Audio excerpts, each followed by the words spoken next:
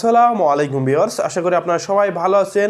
অনলাইনে কিভাবে ই passport check করবেন সেই সিস্টেমটা পুরো দেখাবো। এখন ডিজিটাল সিস্টেমে আসছে, অনলাইনে আপনারা পাসপোর্ট কিভাবে চেক করবেন। ই পাসপোর্ট যেটা আপডেট আসছে 10 বছরের মেয়াদে, ই পাসপোর্ট কিভাবে অনলাইনে চেক করবেন। আপনি একটা রেজিস্ট্রেশন করেছেন পাসপোর্টের জন্য, আপনার পাসপোর্টের স্ট্যাটাস কী অবস্থায় আছে এ টু জেড জানতে পারবেন। পুরো ভিডিওটি দেখতে থাকুন।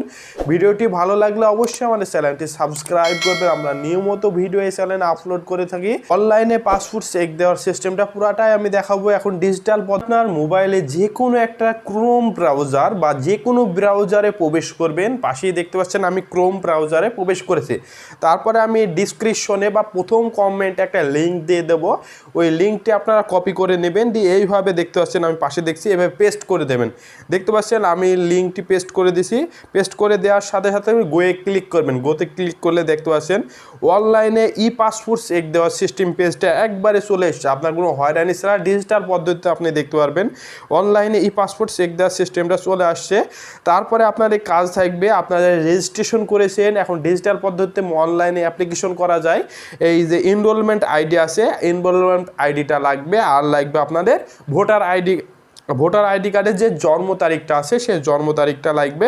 তারপরে আপনারা সার্চ করলে এ টু জেড জানতে পারবেন এখন আপনার এটার স্ট্যাটাস কি বা আপনার পাসপোর্টের এখন কোন অবস্থায় আছে অনলাইন আপনি চেক দিতে পারবেন। আমি অ্যাপ্লিকেশন করেছি, তার এই যে আমার একটা দেখতে পাচ্ছেন অনলাইনে রেজিস্ট্রেশন নাম্বার, আপনার পাশে দেখতে পাচ্ছেন অনলাইনে রেজিস্ট্রেশন নাম্বার, এই নাম্বারটি লাগবে। আমরা অনলাইনে অ্যাপ্লিকেশন করেছি, অবশ্যই এই নাম্বারটি আপনারা সংগ্রহ করে জন্ম তারিখটা যে জন্ম তারিখ আপনার ভোটার আইডি কার্ডে আছে দেখতে পাচ্ছেন রেজিস্ট্রেশনের করার সময় আমরা এই জন্ম তারিখটা দিয়ে রেখেছি।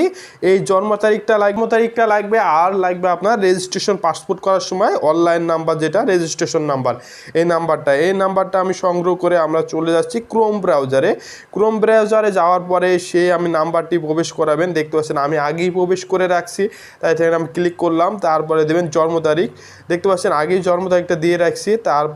তারপরে আপনারা ক্লিক করবেন, যে ক্যাপচা আছে একটা, এই ক্যাপচাটা আপনারা ক্লিক করবেন।